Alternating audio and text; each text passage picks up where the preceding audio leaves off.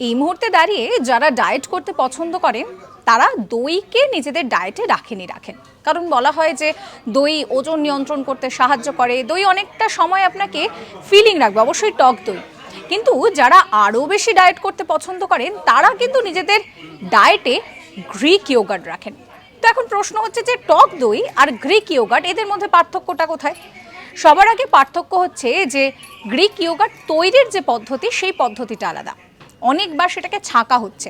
আর এই দুটো দইয়ের মধ্যে অর্থাৎ গ্রিক ইয়োগার্ট আর এমনি টক দইয়ের মধ্যে যে গুরুত্বপূর্ণ পার্থক্য রয়েছে সেটা হচ্ছে ওয়ের পার্থক্য। দইয়ে ওয়ের মাত্রা অনেকটাই বেশি থাকে। এবার আপনাদের প্রশ্ন হতে পারে যে এই ওয়েটা কি?